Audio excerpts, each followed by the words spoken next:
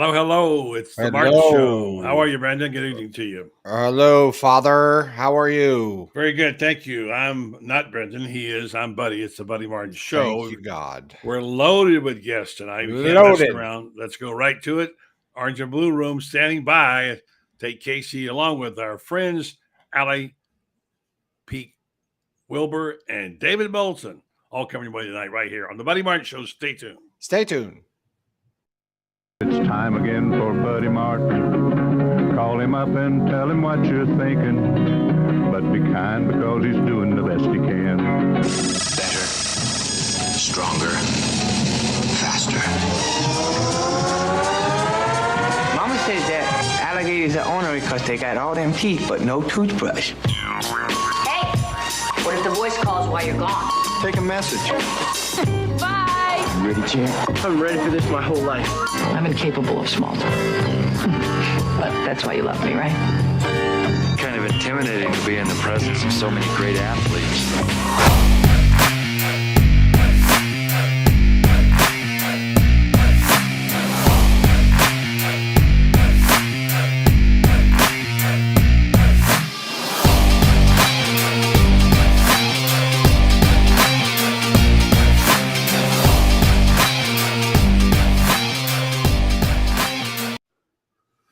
Good evening and welcome to the program. It's the Buddy Martin Show. He's Brendan at the top, like it's to the left, and at the bottom is our special guest tonight, one of three.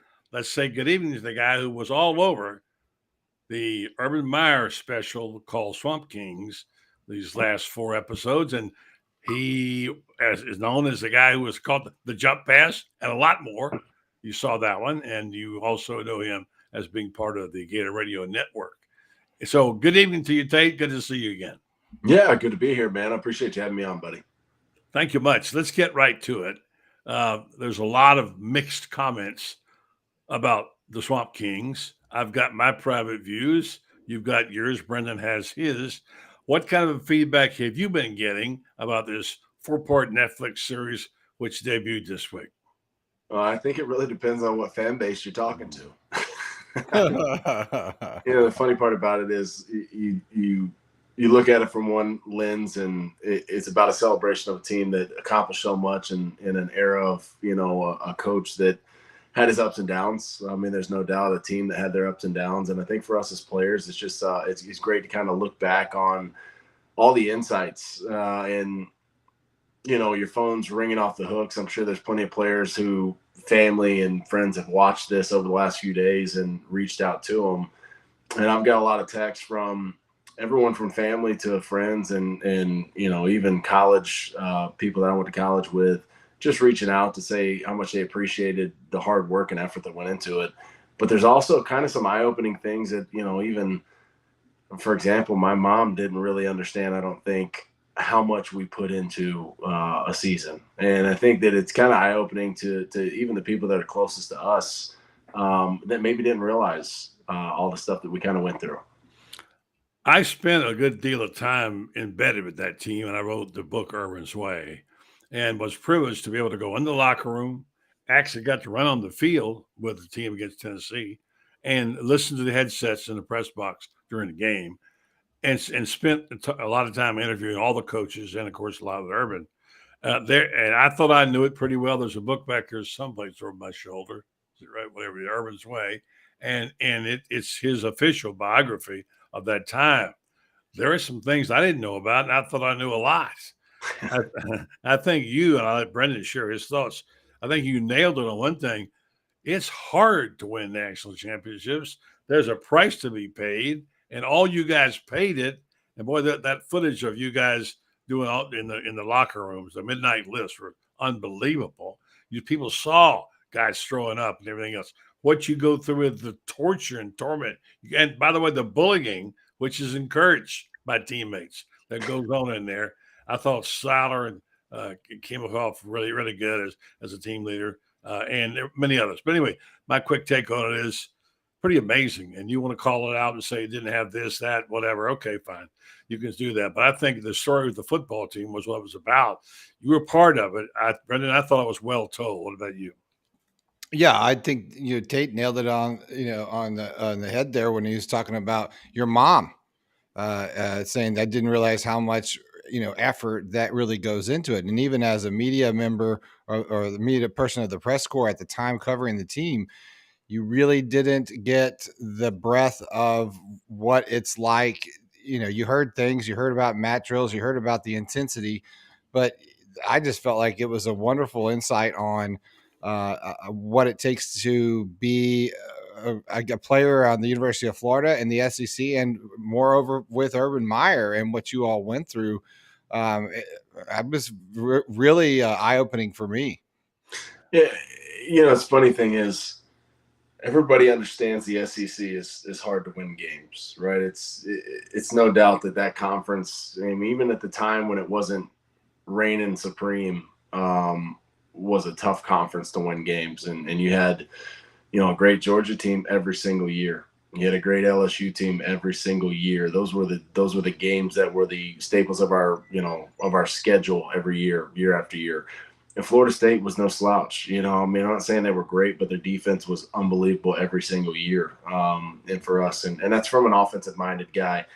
You had 4 or 5 games every season that could make or break your chances. And so I think the great thing is, after watching the last 2 episodes tonight and understanding that the pressure, put down on Urban, the pressure that guys like Tim felt, the pressure that guys like Seiler felt, Spikes, from a leadership perspective, I think what fans probably don't understand is all of us felt that same pressure. We didn't have to answer for it the way that Tim and Brandon Seiler and Brandon Spikes and some of those leaders that were the more vocal people on the team and the media, interviewed a lot. But I think that for us, we all felt that. And it really boiled down to the mentality of, you didn't want to be the guy to let your teammates down. And I think that Urban and them did a really, really good job of hammering that sentiment home. I thought Steve Adazio was one of the main guys early on, Mick Marotti, of when it's your time and your number's called, make a play. And I think Seiler made a really good point in the documentary about that, right? If it's your time to make a tackle, make the effing tackle. That was the mindset of every single starter on that team. And whether or not you got 20 passes a season or you got, 2 passes a season, the mindset was, when it's your time to make a play, you make a play. And I think that really is a microcosm of exactly what we were as a team, especially in 06. And Buddy, I know you understand the 06 team was more of a grit, blue-collar mentality team. We had a lot to prove. We had a lot of doubters. We had a lot of people that didn't think that we were as good as people said we were. So we always went out and had a lot to prove each game. I think the 08 team was complete opposite of that. I think for the 08 team, it was showtime. It was the swag. We knew exactly how good we were. And the only people that could beat us were us. And, and at times we did that. When you look at that Ole Miss game in 08, a game when you look back is like, we had no business losing. We had no business losing that game. Can't make 1 yard with Tim Tebow? I mean, are you kidding me? And I know. Yeah. And that tore us up. And right, Tim, alludes to it in the documentary. He spoke from the heart about how he was feeling. And the great part about all of that was us as players seeing that speech to the media. Mm-hmm. He was speaking for everybody. I mean, that's exactly how we all felt. Now, on the flip side of that, you take the Auburn game in 06 and the Ole Miss game in 08. I think we needed that to a certain extent to really get to where we wanted to go. Get a kick in the ass. Right. And we knew exactly how good we were, but I think we got humbled, right, each one of those seasons. And I think to get to where we wanted to be and realize that we needed that was kind of eye-opening for us, but at the same time, it drove us even harder. Yeah, Urban wanted perfection, which you never get, and that in the end, that drove him crazy. But real quick, I know you got to get out of here quickly. I know Brendan's got questions. We have a special guest popping in here. A couple things I want to ask you. It seems to me, and the responses we got on the show last night, for people who watch this show, that all of a sudden they're seeing Urban Meyer in a little different light. And he's a guy people love to hate on. They don't really know the man like you do and I do, let's say. He's certainly not without flaws. We know that. But I think Allie's trying to get in right now, Brendan. She says she can't get in. So anyway, I wanted to say, I think what we've seen is we've seen a little bit of the softening about Urban Meyer when they see the price that was paid by him and his health. And make no mistake, he was sick. He didn't fake it, folks. He was sick. And he talked about Ambien, which I'd never heard before. I knew he took it, didn't know that was a problem. One of them, but he became very human. And I think people have said, you know what, this guy did something for us at a great price. I think they began to appreciate, Tate, their championship legacy, which came at a big cost. Yeah, I'd 100% agree. I mean, I think college football fans kind of at some point are naive to the fact that what is put in, whether it be from the coaching staff or the players. I think there's plenty of times in I'm sure if you polled enough, championship caliber football teams, there's plenty of interviews you could possibly do with players and understand exactly the range of emotions, the range of stress, the range of anxiety. There's so much that goes into it. And you're talking 18 to 22-year-olds that are, getting up at 5 a.m. and they're going to bed at 9 p.m. and they're trying to balance the stress and the pressures of winning a championship. And at the same time, they're trying to be normal human beings and fit in with their college students and population and have a social life. And at times that can weigh on you. It can be stressful. I mean, there's a lot of emotions there, but from a coaching perspective, I've always told people is you give me a coach that wants to win, right? I don't need, and this is just coming from a Texas high school football guy that had a very demanding coaching staff in high school. I don't need a coach to be my best friend, right? Like I need a coach that's going to get every single ounce. Coach, yeah. Yeah, give me every single ounce that you've got. And what's great about Urban is he gave you that in return, right? It was reciprocated from a coaching perspective. It wasn't that he was asking for the world and was like, oh, I'm put the X's and O's and you guys do all the work. He was in the office all the time. He slept in the office. He watched film more than anybody I've ever seen watch film. Funny thing about Urban, the first perspective that I had of him was we went out in the spring of 2005. I think we went down to, Swamp Restaurant or Midtown area and went to a house party afterwards and walked back to the dorm room in 2005. And this was, 3:30 in the morning, 4 o'clock in the morning, which was probably not the hours you'd want to be out. But his office light was on. His car was still parked at the stadium. And to me, I think that was kind of like the wow mindset of this is a lot different than what we've been doing for the last 8 months. This is somebody who is he's doing what he preaches.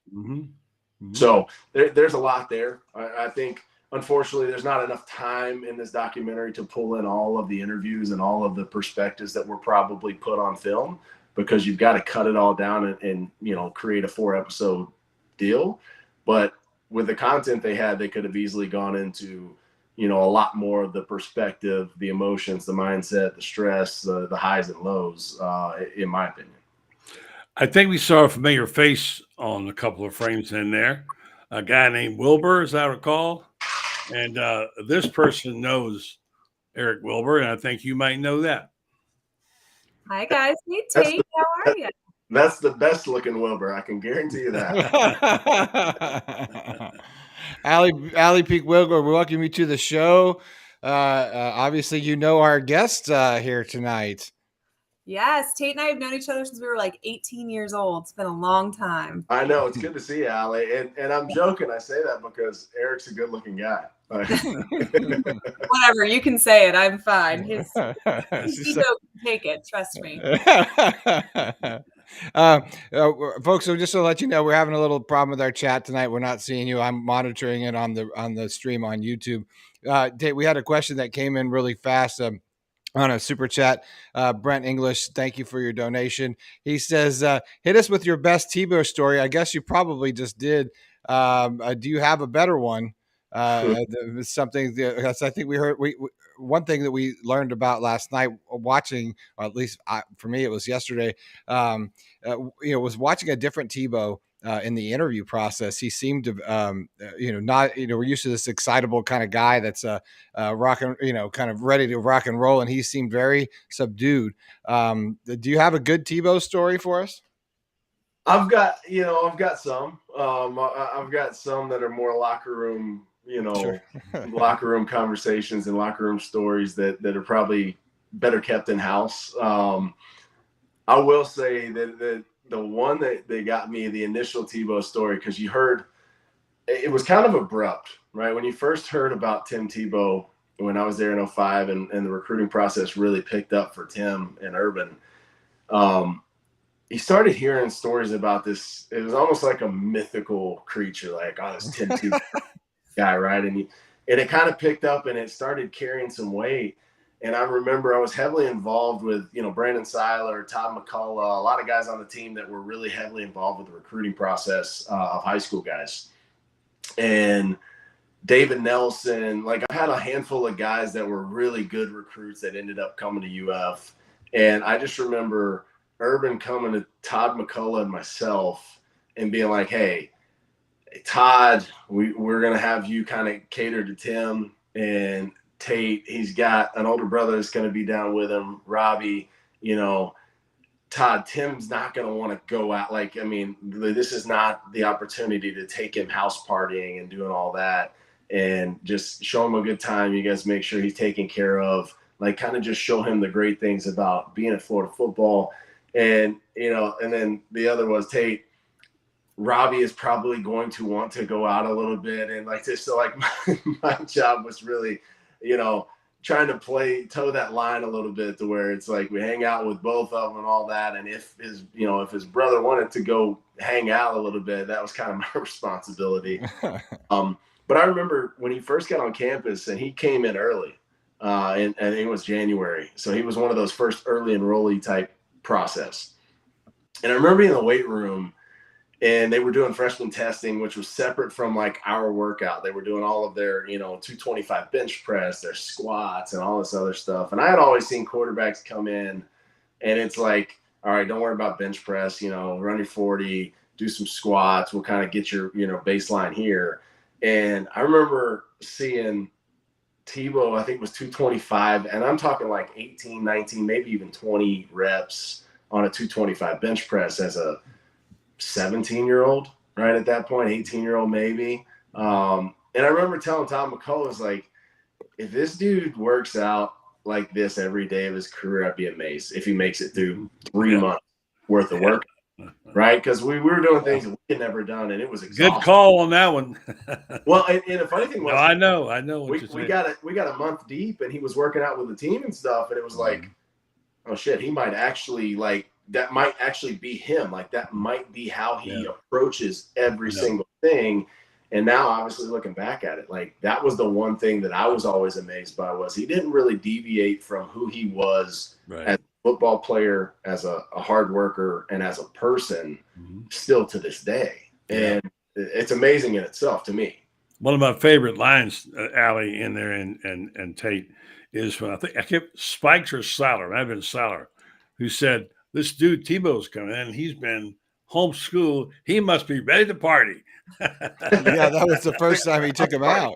We need to get him out there and show himself. But then he was mad because a girl came up to him and asked him, hey, are you the guy with Tim Tebow? Well, that was everywhere. Right? Allie, what'd you say?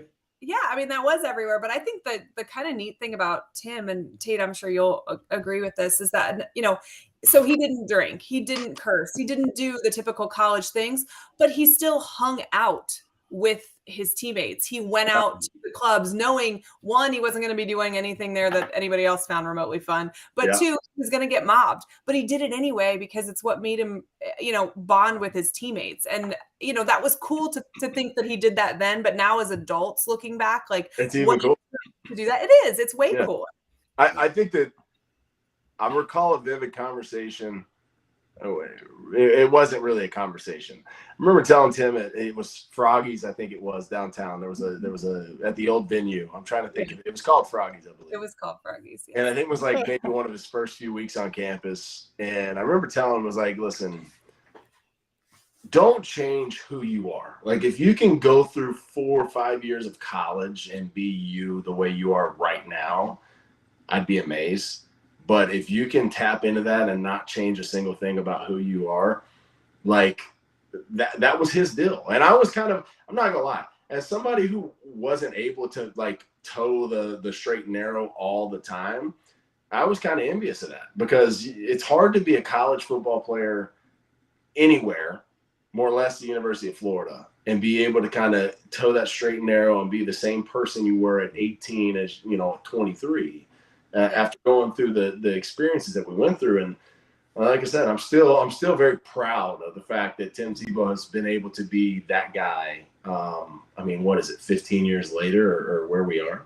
But I think that you sell yourself short there a little bit, Tate, though, because I mean, I've known you since your recruiting visit, and you're still the same person. Well, I get, but I get that. I guess I mean is it's a little bit easier to be Tate Casey, right? Well, I mean, Tate was never bad in college. Tate might not have been Tim, but Tate was. I guess I mean is I'll have a beer, or I'll drink a bourbon, or I'll go out and get I'll get, you know, not crazy, but I've always been a very friendly person being out in social, right? It's never in my nature to be, you know, the guy that's always got to be seen or be an a-hole. Yeah. But I will drink, right? Like that was in college. It was like the college experience for me. To go through the college experience as a football player, especially in our era at Florida, and be able to have the self-discipline to not drink, to have the self-discipline to, you know, maybe you're home studying your playbook on a Saturday night, right? I kind of dialed it back a lot when Urban got there. I could be the first to admit, when Zook was there, I enjoyed every bit of a freshman year, and you know, capitalized on what kind of a freshman season I had. When Zook got there, I kind of go, or when Urban got there, I kind of said, all right, I got to stop going out during this is one of those things that he doesn't use a tight end that often. That's already one red flag. And you know, two, I'm trying to find my playing time as I go. Going out is not going to fit me that much. Yeah. I know you got to get out of here, but I want to get the record. Let's get it exactly straight on the jump pass. Let's be honest. You made Tebow what he was today with that catch. No. That's what it was. Without that, he's nothing, right, Allie? You know what? That was the first thing that put him on the map. It put Tate on the map as well. And I think it's something that people that remember college football from that age. I mean, if a kid that was 5 at that point is now an adult and still talks about that play, you know, it's seared into all of our memories, I think. Yeah. I think the problem is, though, Allie, that same kid you're referring to is now named Tim and not Tate. Probably. That's true. That's true. I always joke is we spent so much time repping that play and wanted to just make it nice. I mean, like, you think of a perfect play like that. It's quarterback gets it, runs up, sells the fake, throws it, hits you in the chest, boom. Yeah. If it would have happened that way, nobody would remember that play. If it would have been as easy as him jumping up, throwing it, me catching it, touchdown, we go off to the sidelines, we're up at half, I highly doubt the theatrics of it would resonate in anybody's mind. I think that the cool thing for me, and the older I get, I used to look at it and go, man, that was the most unathletic touchdown I've ever had. And at the same time, the most athletic, right? Because it doesn't look athletic. But it was a little bit of a tough catch. Onto it, so it was. And that thing hung up there for 2 hours. For hours. I watched it again today when you caught it. Watching it, like, and you're falling back like this, and you're going in, and you're like, I gotta stay in bounds. I can't imagine. Don't drop it, please. Well, that's really all you think about is like, I'd rather it hit me right in the chest. But I think that just the theatrics of it, being that it was LSU, it was Tim's first touchdown pass, it fooled everybody on defense. It also probably fooled half the people in the stadium thinking that we would never throw the ball with Tim. Yeah. And I think that the older that I get, the more I appreciate the jump pass, right? Like at first I was like, I mean, I hear about it everywhere I go. Now it's like, you know what? There's guys that were All-Americans, All-SEC, great players that went on to have, illustrious careers in the NFL that don't get remembered for a specific moment in time.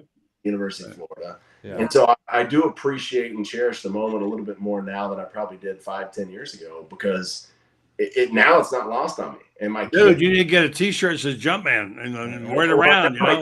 So now my kids ask me questions about it. And you joke about jump man. I always told Dan Mullen the best thing he could ever do is recreate the jump pass, but have your quarterback do the Jordan logo as he's doing it. Yeah, right. He cemented in Like Mark. in the air like this. Hey, I'm curious, I played in high school and stuff, and whenever you install like a different sort of play like that, I was kind of when you always see coaches a little crazy, right?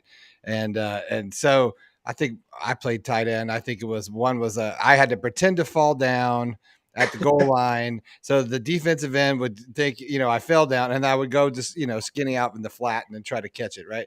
But when you all were installing that play, where you're like, what is the jump pass? Like, what was that sort of, I'm sure you're afraid to even, smile at that point and get in trouble after we heard about some of the things that happened yesterday. But was it an oddity, or were you thinking, oh, this is genius? Or yeah, I think as soon as we saw it, because you'd hear stories, they ran it. And the funny thing is, it wasn't the first ever jump pass. And that's what's crazy is they ran it against, I think it was Air Force when he was at Utah.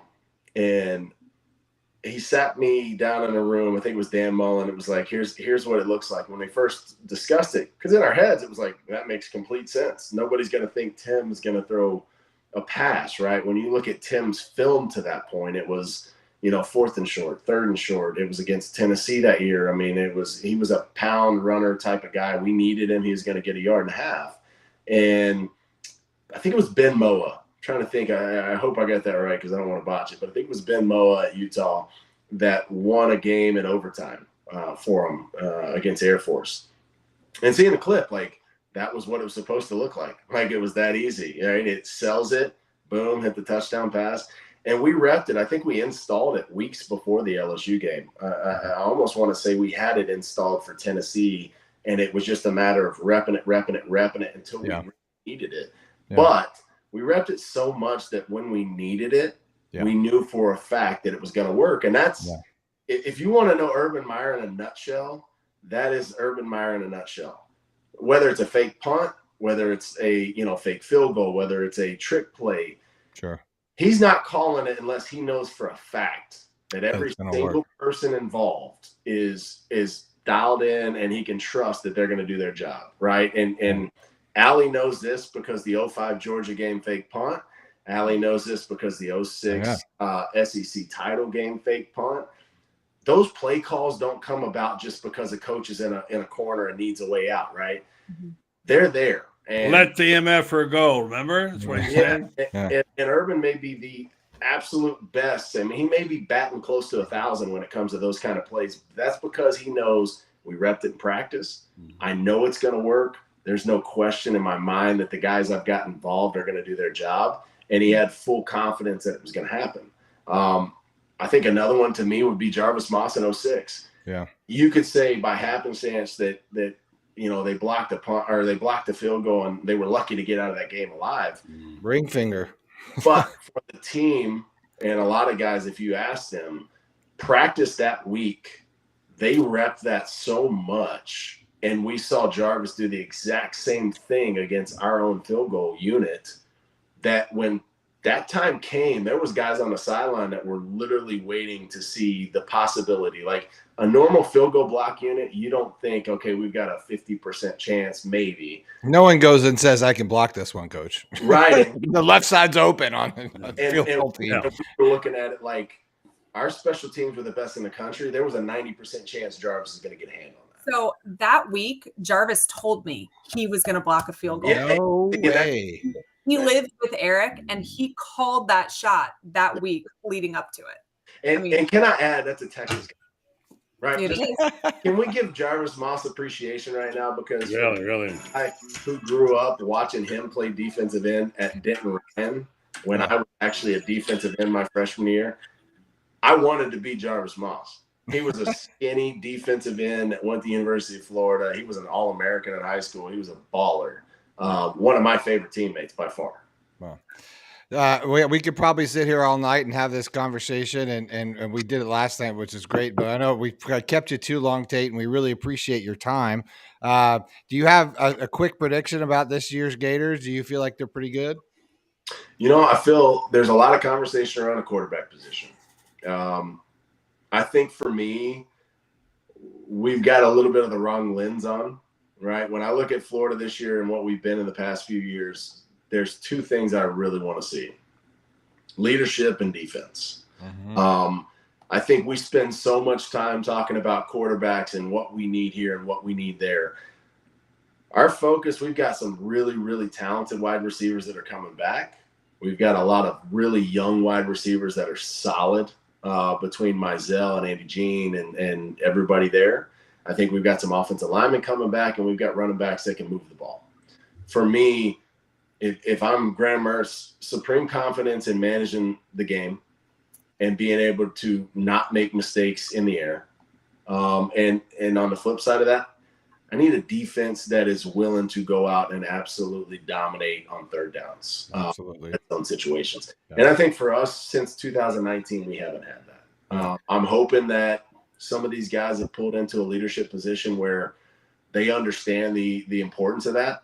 I'm hoping even more right now that Brandon Spikes being back on campus and finishing his degree and working with the team has a lot to do with maybe the mindset there in order helping some of these young guys come up, because we've got some really, really talented defenders. And right now, I think we want to see the days of old where guys aren't even concerned about strapping the pads on. And so that for me, that's what I'm looking at. I think Utah first step towards maybe a turn in a corner under Billy Napier. Great stuff, Tate. We're running about 2 hours behind on all our stuff, but great to have you. Thank you. We'll talk to you all night, Tate. Let's do it again. Thank you so much. Appreciate it, buddy. Allie, great to see you. Bye, Tate. Let's take a break. Awesome. Do a commercial, Brendan, if you got it rolled up there. If not, I'll do Titan MRI. And David Moulton is having a hard time getting in for some reason. All right. Well, we'll talk to Titan. We'll roll the commercial. Getting back to Swamp Kings, I think I was impressed. I really didn't understand how hard he worked, how hard Urban Meyer worked at getting that team ready to compete in the SEC and on a national stage. You think maybe Gator fans will value their championship legacy just a little bit more now? I hope so. I never got it. I didn't understand why people didn't say, take Urban at his word when he said he was really sick. I understand that he went back, to Ohio State, but he did take a year off and do his ESPN thing.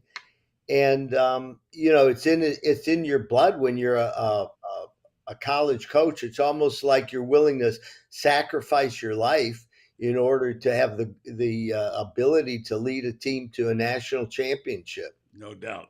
I'm going to issue an invitation to you right now. Urban's coming to Gainesville the week of Vanderbilt. And I'm going to take him out to Spurrier's for a bite to eat, and you're invited. How's that sound? I would love to do that. I actually, his daughters both won the Meldon Law TV 20 Scholar Athlete. Right. Yeah, that's right. And so we got to know the family a little then. And, I'll tell you, Urban really should be admired by Gator fans, and they should understand that he was here for 6 years? 2005, 6, 7, 8, 9, 10. Yeah. 6 years. Nowadays, that's a long time in a coach's career, right? And feel like, oh, he jilted us. It was like, my girlfriend dumped me, Oh, Jeffrey Meldon, we talk for those 5 minutes. You never mentioned law one time. Yeah. So anyhow, we are really excited at Meldon Law. We've been getting a lot of calls from people who already have cases that are asking us for second opinions. Yeah. And I think I want to talk to you about that next time we're on the air. All right.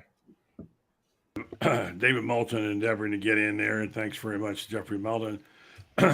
He won't back down. Brendan, I sent him the link again, and he said thought he was in. So if you could send it back to him again and see if you can get that worked out while I talk to Allie and do a quick read here. Could you do that, Brendan?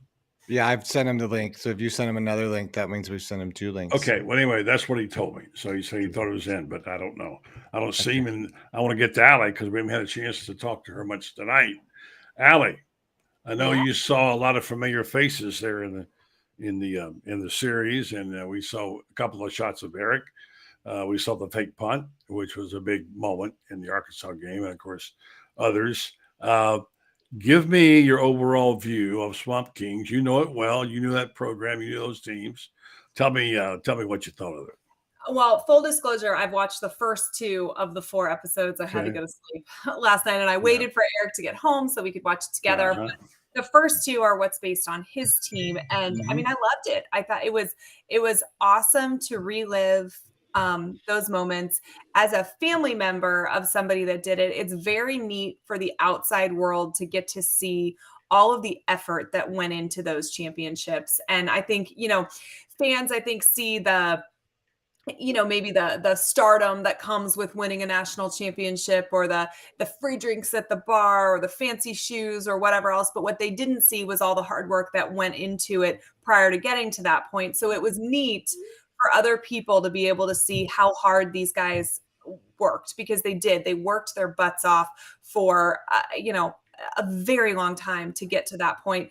There are things that weren't in it that I wish were, but I kind of understand that they only have so much time. And honestly, like you could have done 24 hours on this, and it probably wouldn't have been enough. I agree.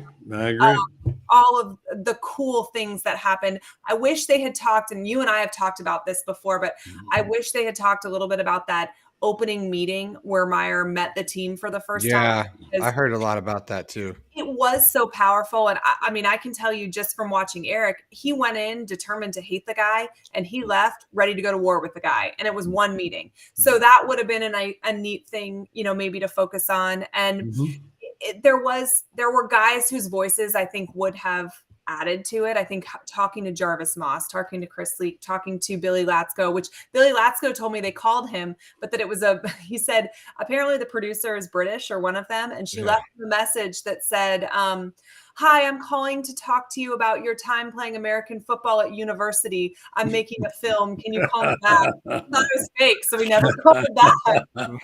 Yeah, it was Latsko's birthday party where Carl had done that. Got drunk and passed out at the light and got kicked off the team before the Alabama game. Lasco's birthday party. I was there. Well, of course you were. You're at all the parties. You're all those parties. Of course you were. Yeah, that I was at some of those, but it was such a cool. It was a cool moment. It was cool to relive those things, and it was pretty accurate from what I've seen so far. Kind of gets you fired up a little bit. I got to tell you. I'll tell you, you haven't seen parts 3 and 4. Yeah, that's true. I haven't seen parts 3. Hold on to your hat for part 4. Yes. Okay. Yeah. There's some hard moments. There's some good moments, and you'll get a little tingle watching it. I can promise you that for sure. All right, David Moulton's saying it bye, but real quick, Allie, is there any recruiting news we should be aware of? At the moment everything's pretty quiet. I saw your Lagway interview, by the way, that you did. Yeah. Did finally get Lagway on, which that was really neat. He was really cool to talk to. His high school coach was incredible as well. Yeah. And he seems so mature. He seems like he has his head on straight. He said some really, important things. It was nice to hear his coach talk about really working with Lagway on his leadership skills and, things that he was going to need at the next level. And it made me even more excited for him to come. I was already excited. I knew that we're getting a rare talent, and we're getting a leader, and we're getting a good person. But the interview for me really kind of reiterated that. Yeah, that was a good question you asked about his goals. He says, coach said, well, he's reached all the goals that he's ever had for him, but that they still are reaching for, other things. And leadership was one of those things, because I think he's preparing him for that next step, right? Yeah. Of what he's going to be in the fishbowl of the swamp. So it was a really good interview. Well done. So yeah, it was. Yeah. We're going to bring in David Moulton here on the right-hand side real quick before. Was that David Moulton? Yeah, it's my favorite night of the week. I got Allie and David. I thought this was Mick Jagger. I didn't recognize him. Wow, I look that old. Wow. I hope to make it that old, though. Yeah, really. Topic du jour is obvious. I know probably even you, a place where Gator Homer is going to die in your show. the No Sunshine Pumping Allowed, even your show, there had to be a mention or two about Swamp Kings, David. Well, it's funny, buddy. I love Tebow. I love that era. You got to remember, the first game I did as part of the SEC on CBS was Florida at Tennessee in prime time in 2006. Not too bad. When Leak throws a fourth quarter touchdown to rally him from behind and win 21-20 on the road, in a series of close wins that year, and we all know how it ended. And so, the 06 through 09 run is pretty special to me. It was my introduction to, being intimately involved with the SEC. But you're right. I don't wave the pom-poms, even though my affection for Tebow is immense. In watching this, I loved seeing just how damn good Florida once was. That was great to see again, and Great it makes point. you realize that that's what we're hoping to see again, one day. There's no doubt, though, it's more infomercial than it is documentary. I mean, there's a lot that they don't even touch upon. What do you mean, like infomercial? Tell me what you mean by that. Well, I think, put it this way, and Allie, I don't know how you felt, but if you think about it, the kids that the Gators are recruiting now were born or infants when this run began. I mean, you could show them this and say, this is what we've been in your lifetime. Yep. This is what you were being brought in to do. This might be something you can relate to more than the fun and gun era, which was a whole era before that, if you will. And these kids did not grow up seeing Florida playing like this. They heard about it, but they didn't see it. And so I think this could be used as a recruiting tool, to be brutally honest. I'm watching it. I'm thinking, if I'm Napier and staff, I can use this. Yeah. We wonder about how much these kids remember. Like someone was saying on the show, I guess it was Shane's show. He had a whole bunch of kids out for an event, high school event, and he got Emmitt Smith to come speak to him. Had 100 kids. Guess how many knew who Emmitt Smith was? Yeah. 2. And here's the thing, though. Now, on the other side of that, we have some young guys that work with us. Allie, most of them. Kyle being one, and Matt.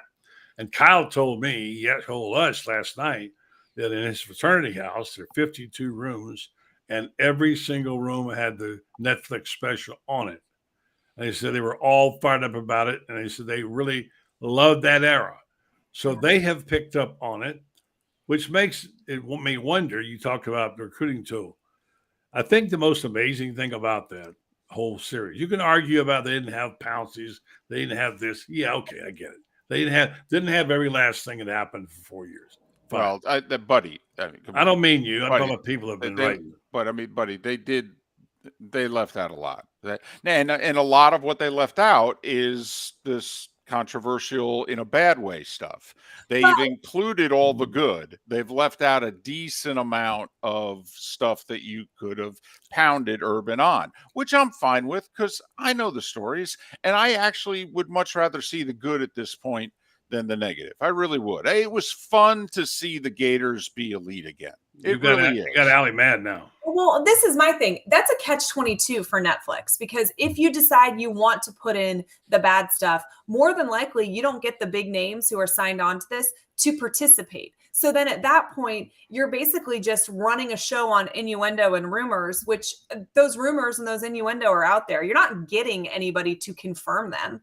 And so then is that something that people want to watch? I think people want to see Urban. They want to see Spikes and Siler and Tebow and relive these glory days. Is a documentary about Florida with none of those people worth watching, even if it does tell dirt? Well, that's a good point. And the other thing, people say, well, you didn't have Percy choking the coach. That's never been authenticated. It's been a story for a long time. There's so many stories you could say that never were proven.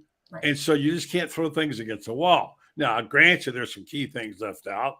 I don't think there's any purpose to it. I don't think it was they didn't try to hush anything I know of. And Urban knew they were going to tell the ugly side. And by the way, there were some pretty ugly things said about Urban, and he took it and pretty well. So I think what we're talking about here is the manner the story was told. And you're right.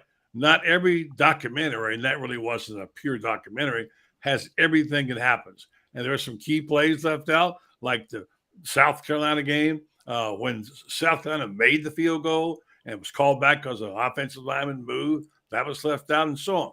So and I thought they did a pretty good story. And Allie, you were with that. Your husband to be was on that team. You followed it closely. I was pretty close to it. I was inside writing the book, and I was in the locker room and whatever. I thought it to be, it's a lot I didn't know happened, I learned. And I thought it to be fairly close to accurate than what I knew, aside from the omissions. And you can argue about it. Yeah, you can say they left this out, left out the assistant coach, etc. Of course they did. So I don't know. I think overall it was really good. Well, I guess from my experience as a video editor for many years, doing documentaries, editing everything you can think of, it is very difficult, especially in segment style television, to tell any sort of multiple stories and get it in for, however long they were, whether hour-long specials or whatever it is, because it's very difficult to jump from story to story. You could have done 10 of these and you really would have been able to tell probably 75% of all the things. I mean, the Aaron Hernandez thing is its own thing. It's its own 5 episodes, right? So you just, and that did happen after the fact, but I'm just saying, if the whole breadth of the story and all these things there, because there was so many storylines, I think you had to pick, like you said, Allie, if you're Netflix and this is done by independent companies, Netflix just buys these things, but Sure. they don't really have a say. Yeah, this is great. It's going to have ratings to go. But, they had to pick the sexy storylines and run with those things that made sense and connected these 4 episodes together. And that's editing 101, because if you start flying off in different directions, you just don't get a very good entertaining thing, right? Well, and with the Aaron Hernandez stuff specifically, 1, there's been a multi-episode special on him. 2, he's dead. Are you going to sit there and ask his former teammates to drag his name through the mud? It doesn't hurt Aaron Hernandez, but it does hurt his kids that are out there, 100%. and his family. And these are people that, it is a brotherhood, and you can hate really horrible choices that these people do, but they still feel like they went to war with this person. And I can't imagine that you really expect people to, talk on him from that. That's a good point. I'm going to take over David, though. He's right about the storylines. It was entertaining. I think it's for what it was supposed to be there. By the way, I'm glad they didn't go down the Aaron Hernandez route. For one, what Ali said, but 2, there's been like 5 documentaries about Aaron Hernandez. Okay, so 98% of the bad stuff happened post Gainesville. So you're right. That I'm fine with. I'm just telling you, as the only person on this panel who doesn't wave the pom-poms, what the people who watched it who don't wave the pom-poms have said. They've told me, and we can get you some pom-poms, David, if you want some. Well, I just said I loved this era. Loved it. I hold this era very fondly as a fan and as a member of the media. And Buddy, has anybody advocated for Urban on this show besides you more than me? I mean, I have taken Gator fans to task for 12 years now about how they have felt about Urban. Okay. And I've told them to suck it up. Okay. And get over it. And the guy deserves a statue, and he deserves to be honored. And you better start treating him better. Yeah. So I'm an Urban guy, and I love this era. Yeah. I'm just telling you, I did think there was a little more cheerleading here than maybe I thought there was going to be, but I was fine with that. Okay. All right. And I'm just telling you what the person who's not a Bull Gator, who's listened to our show for a few days and has said is that they found it to be a little cheerleady, but they love watching Tebow and Harvin in that era. They got all that great footage they got inside, which they found they didn't even know they had. Here's the thing. Here's 2 things I want to read you. Here's one guy who tweeted this. All right. Missing storylines in Swamp Kings. All right. Cam Newton, Carlos Dunlap, DUI. Aaron Hernandez, Pouncey twins. By the way, the Pouncey twins declined. They were invited. Urban's heart attack. Know plenty about that. Sugar Bowl week. Riley Cooper. I don't know what that is. I don't even know what that is. It was called a racist act. I don't know. Small story. Now get this one. 5 years after he graduated. Yeah. Right. Yeah, it has nothing to do with it. And by the way, Urban's wife and kids in Gainesville. What the hell is that? Yeah. What is that? I mean, the only one of those relevant is Carlos Dunlap, because that probably is why Florida loses that. It may have had a big impact on that Alabama game. Now, here's the other side, David. This is just for you. Here's a guy who really knows a lot about this. So the Florida Gator Netflix doc is a total fluff piece. Yet another ad for Tim Tebow on a PR rehab project for Urban Meyer, Meier. Four episodes, way like too many for. Listen to this. Now. Yeah. 4 episodes, way too many for a cute little 6-year run. You nailed it, Danny Cannell. Yeah. So I had to tweet back. Well. Guess who weighed in? Sammy Cannell. I spelled his name wrong. I have a question for the panel, because I actually value both of your opinions quite a bit. And we haven't talked about it. What does Billy Napier feel when he sees this? Obviously, he gets excited, wants to put it on every recruiting packet that he sends out. But do you think it adds or takes away pressure? And does he learn anything from this? I think there's 3 different things there. I think it is a recruiting tool, and this is incredible. You show this to every recruit that walks in the building, and this video right here is what built this building that you're walking in right now. I think it's got to add to the pressure, though, because now Gator fans just got a dose of memory, and what it was like to win, and now we're going to be even more hungry for it. And then I think it's a cautionary tale too, right? Like we watched Urban Meyer kind of unravel over those years because he internalized this and never gave himself even a second to, enjoy the moment. And I think, maybe there's a lesson in there for Napier. And surely we've talked about it on the show. No one has sustained success, but Nick Saban. Basically, everybody burns out. This is not just an Urban Meyer problem. Figuring out how to stay at the top is something that almost no one has figured out at all. But maybe there's some glimpses into this that Napier can take something from. David? 2 things. First off, if I was Napier, I would just look at this, and then I would also have the team watch some of it, and I would then turn the lights on and say, this is what's possible. Don't think it's not. And if you don't think it's possible, I'll help pack your bags right now. This is what we should look like. We're not there yet, but we're going to get there. And if you don't believe it, I can send you somewhere else. The other thing, though, quite frankly, is the Gator Nation, a point that Allie brought up. I remember when Steve walked away. And Steve made a comment that said, you lose 2 games a year here and it's just not enough.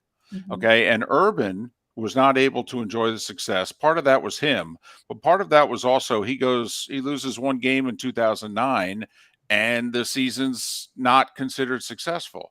I do think that if Billy or whoever the next coach is that returns Florida to being at the Spurrier Urban Meyer level, that Gator Nation will not make those coaches feel that an 11-2 season is inadequate. And both coaches, when they were walking out the door, felt a 2-loss season was inadequate. Not maybe just came up a little bit short of our goals, and it's pretty tough to achieve those goals, but they felt as if they just were not good enough. And it's what Allie pointed out. I mean, outside of Nick here, come on, even, Bobby Bowden had a great run, but the last half dozen years, it was pretty mediocre. My hope is that Gator Nation, the next great coach they have, they just lighten up a little bit so that the coach and everybody can enjoy it more, even if they're coming up just a little bit short. All right, here's my question for the group. Favorite scene? And Allie, you said Greatest 2 minute and 45-second, or what was it you said, clip in the history of journalism. The thing that you showed there. Yeah. Tell them that Georgia game. Talk about that. Okay, it was Spike's hit on No Sean Marino, and it was the commentary that happened. And I haven't even watched the second 2 episodes yet, but it's the commentary of his teammates, and it just kind of epitomizes the mindset that team had, that Spikes had, that defense had, and what Florida defenses have been for so long. And Tate talked about it a few minutes ago, but really up until 2019, Florida was always known for their strong defenses. It was hit or miss whether we had a decent offense. In the years that we did, we really could do some special things, but Florida was known for defense, and those guys were mean and hungry, and that's what we need back. You want dogs out there for defense, and we haven't had that recently, and I would literally just play that on repeat over and over again in the locker room. You want success? Be this. Yeah. All right, I want to ask David, I want to read this real first. We're behind on spots. Titan MRI, worth a short drive to Gainesville. No insurance, no problem. You can pay with cash or card with same-day scheduling available. You can start feeling better today. Titan MRI is North Central Florida's premier independent MRI facility. Come see why hundreds of patients are visiting our Gainesville location from Ocala, Marion County, and the villages. That's TitanMRI.com. David, your favorite thing in the whole 4 hours?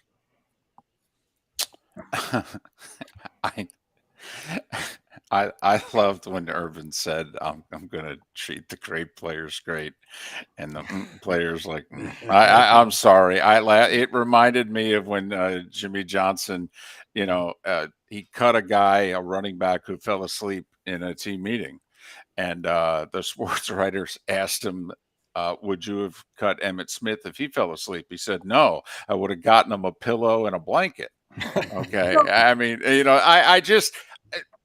I don't know. There's a part of me that can really respect that we treat everybody the same. The heck we do. So Eric took issue to that part of the film, which I think is interesting. And buddy, this would be an interesting thing for you to ask Urban about at some point, because Eric felt like when Meyer said that, and he was like, that wasn't the exact quote, but delivered that message that it was more about your work ethic than it was about your actual stats or anything like that. That basically with Urban, you got out exactly what you put in. And so you could be a walk-on and you got to eat at the champions table and do all the things if you were putting in 150% at all times. So he kind of pushed back on the theory that like, if you were a superstar, you were treated well, or if you were, a reserve, you weren't. But it was more like, if you are going to give me everything you got, I'm going to respect you.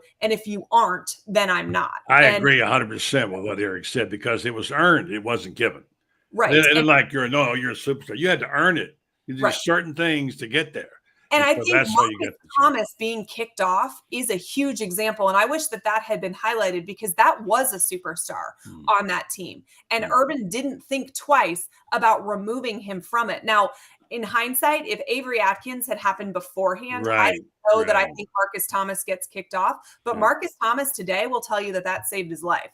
So, but I don't think it wasn't necessarily star power in the way that we think of star power. It was effort based. Yeah, I think. Go ahead, Dan. I just want to throw one thing out about the other thing that the documentary, and I felt this, and since this is our last year covering the SEC on CBS, Gary Danielson and I have been talking a lot about, the really, really special players. And I hope that people can admire Percy Harvin. Percy Harvin was the reason they won the 2008 title game. He was the best player on the field. I mean, even Oklahoma had nothing for Percy Harvin. Tebow carried him over Alabama in Atlanta with the epic fourth quarter, and Percy said, I'll take it from here in Miami. And Percy Harvin is one of the most special in the nearly 20 years. I've had a great seat for the best that the SEC has to offer. Percy Harvin is damn near on the Mount Rushmore of players I've seen in the last 18 Actually, years. some people think he's the greatest player ever at Florida. I know Urban still says he's the greatest he's ever seen. I said it in his interview the other day. I mean, he gets high praise wherever for any coaches or anybody that's ever seen him play, and I had the pleasure of seeing him play. I had a great, I was young, nobody. 2000, I don't know, was it 09 when he left, or 2008 he left, yeah. And his pro day, he was sitting in the swamp, and everyone had left. And there's Percy Harvin sitting in the middle of the field by himself. And there's literally nobody and I think I'm used to seeing throngs of reporters around this guy. And I was like, I got my camera. I'm just going to go up and ask him if he wants to talk. He's not technically a Gator anymore, so I don't have to go through anybody. Mm-hmm. So I ran up, and him and I had a conversation about playing a video game, Mad video game, and how he said, he goes, if I don't score a touchdown every time I get the ball, I hit reset on the dang thing. Yeah. That was a great interview. You're right. I remember it well. It was really good. Yeah. It was an interesting kind of take, as he was taking it all in that last sort of moment of his pro day and taking off his cleats and sitting in the middle of the field. Right. It was sort of a special moment. So, all right, I got to get Allie out of here. Her contract his time is up now, but I want to say one thing. You mentioned Avery Atkins. That was the key point. Mm-hmm. And Urban has said many times, it changed his entire way of coaching. And you remember, and if you haven't seen it yet, you'll see it. He said, next time something like this happens with a player, we have two choices: fix it or kick him off.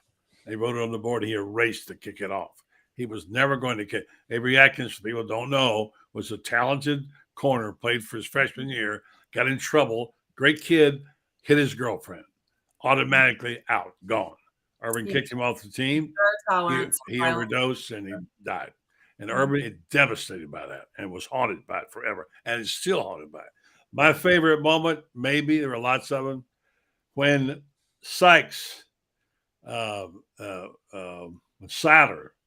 took Sykes over to the swamp and walked in there and said, "This is my place. Now it's your place." Yeah, that was a great moment.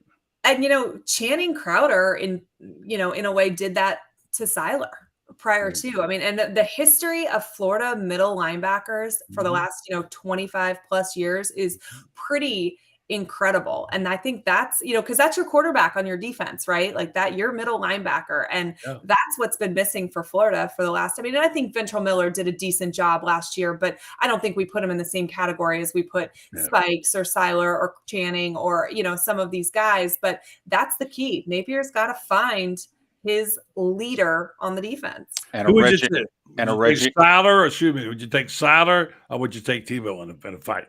Because that's what it was coming down to. Who would be your choice? I don't know. I don't know that I would ever take Tim or not take Tim in anything ever, but that basically they'd both probably be dead is what would happen. Yeah. David, sorry. No, I was just going to say every team could use a Siler. Reggie Nelson wouldn't hurt either. Mm-hmm. Yeah. Hey, great stuff, guys. You guys were wonderful. Thank you so much. Sorry we kept you late, Allie and David. Sorry you had difficulty getting in, but always good to have you. Thank you so much. Tremendous. Buddy's fault, David. Just so you know, to the record, it was Buddy's fault. Allie. Night. Yeah, Allie. Thanks, Allie. That's my fault. Have a good night, Allie. Thank you. Good night, Allie. Thank you, David. Thank you. Yep. Can't wait till next week. We'll almost have kicked off the season. But you won't be here next week. You'll be out of pocket next week, right? On the show. No. Next Wednesday you'd be out. No, I didn't. You got to read your text better. I said the Wednesday before Florida Georgia is the only Wednesday I can't do for the foreseeable future. That's good. I want some video of you in action in the booth. That's what I want to see. I want to see. Get it. Yeah, we'll get it. I'm an old EVS operator, David. So I know what your job is, and it's not an easy one. So. Oh, he's got a cushy job. What do you mean? That is not easy. Danielson. They feed him hot dogs. They gets all the Vern's hot dogs now. Okay. All right. David, thank you very much for putting up with us one more night. Love you, David. Appreciate it. Good take care. Thank you. All right. Everyone. All right. So let's do our Red Star and get out of here.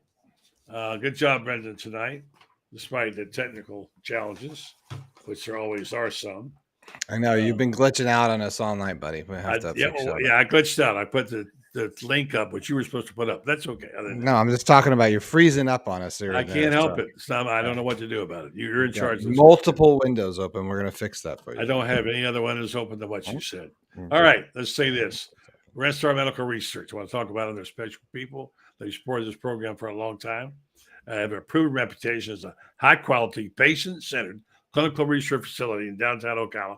They have cutting-edge clinical research trials here on things like Alzheimer's, psoriasis, osteoarthritis, migraines, dementia, fibromyalgia, and many other conditions that affect us right here in our community. You can be a part of this research if you like. Go to rinstar.net, find out how you can get qualified to be a part of it. They had over 700 of them since they started in 1998. They partner up with prominent pharmaceutical and biomedical companies throughout the medical industry to get information to them. So don't forget, check them out on rinstar.net. Rinstar Medical Research, seeking tomorrow's answers to the health questions of today. We're out of sync. Because you're out of sync, because I love you, but I'm going to hang up on you now. Goodbye. Bye, Dad. Love you. And we say goodnight, everybody. Sorry about the chat room tonight. We appreciate you hanging through. We probably have to update something or do something or whatever it may be. But all of you who came in, make sure you smash the subscribe button. We didn't even say that tonight. Since I didn't even get to say that tonight. So smash the subscribe button down. Where is it? Down here, right there. That one that says YouTube, click it. And you can subscribe to the channel because a lot of you do not subscribe. I also want to say we are running a really good special right now on GatorbaitMedia.com. Take 20% off and put in the code WINNING. There's a little discount area, little coupon. Click down, says put in WINNING, all capital letters, 20% off. Thanks for watching us and not the debate tonight. I don't think I could. I don't think I could watch that tonight. Over watching this fantastic show, we also say thanks to all of our special guests tonight, which would be Allie Peak Wilbur. We had Allie Tate. We had David. We had Buddy. We had this guy Brendan. It's been a great show. We have tomorrow night. I want to make sure to remind everybody to get your questions ready that you want to ask Urban Meyer, because we're going to be taking questions. It might, you might get to the top of the list if, you put a couple bucks into the super chat. We'll have that all sorted out tonight. If you've missed some of the show, don't forget, you can go back and watch it because it's on YouTube. You can check those shows up, all the shows during the week and everything else. If you go that, it's also on Gator Bait. We have a whole The Buddy Martin Show tab. Click that and watch that whole thing. It's all there. And we just want to say thank you so much for your support. I think we're at 1,200 subscribers. 1,200 in like a month. That's awesome. So thank you. We really appreciate that. We could not do this without any of your support.